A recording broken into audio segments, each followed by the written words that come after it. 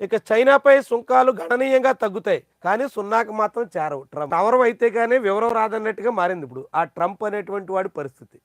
America అధ్యక్షుడిగా ఎన్నికైన తర్వాత మేక్ అమెరికా గ్రేట్ అగైన్ అనేటువంటి ఒక స్లోగన్ తీసుకుని ఇష్టారాజ్యంగా వ్యవహరించాడు ఆయన. అన్ని దేశాల మీద దిగుమతుల మీద భారీగా సుంకాలు పెంచేసి ఆ దేశాలన్నింటినీ తమ దారికి తెచ్చుకుందాం అని ఆశించాడు ఆయన. కానీ తీరా చూస్తే వ్యవహారం బూమరాంగ్ అయింది. చైనా నుంచి ప్రొడక్ట్స్ రాకుండా అమెరికాలో తెల్లారదు. ఆట బొమ్మల దగ్గర నుంచి ఆటోమొబైల్ వరకు అన్నింటికీ మూలం చైనాలోనే ఉన్నాయి. అలాంటి చైనా మీద ఆధారపడినటువంటి అమెరికా చైనా గూడ్స్ మీద 230% పైగా ట్యాక్స్ వేస్తాం అని సిద్ధమైంది. ఇప్పుడు ఎప్పుడైతే చైనా వస్తువుల మీద ట్యాక్స్ వేయడం మొదలైందో అమెరికాలో మొత్తం వస్తువుల ధరలన్నీ అమాంతంగా పెరిగిపోతున్నాయి. అమెరికాలో వస్తువుల ధరలు పెరగడమే కాదు, అమెరికాకు అవసరమైనటువంటి ముఖ్యమైనటువంటి అనేక రకాల గూడ్స్ మేము సరఫరా చెయ్యం అని చైనా భీష్మించి కూర్చుంది.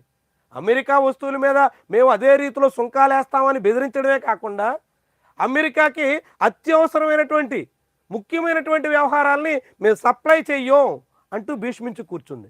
దాంతో అమెరికా ఇప్పుడు తను వేసినటువంటి అస్త్రం రివర్స్లో తనకే తగలడంతో ఇప్పుడు విలవిల్లాడుతోంది. దాని నుంచి తప్పించుకోవడానికి ఇప్పుడు ట్రంప్ సన్నాయి నొక్కులు మొదలెట్టాడు.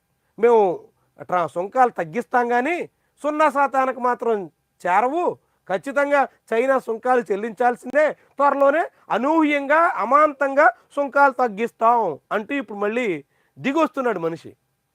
ముందుకని సుంకాలు పెంచాలి, ఎందుకని చైనాతో తగువులు పెట్టుకోవాలి, ఇప్పుడెందుకు మళ్ళీ చైనా హెచ్చరికలకి భయపడి చైనా చేసినటువంటి వార్నింగ్లకి తలొగ్గి దిగి రావాలి? ఇదేనా అమెరికా మేక్ గ్రేట్ అగైన్ అంటే? ఇదేనా?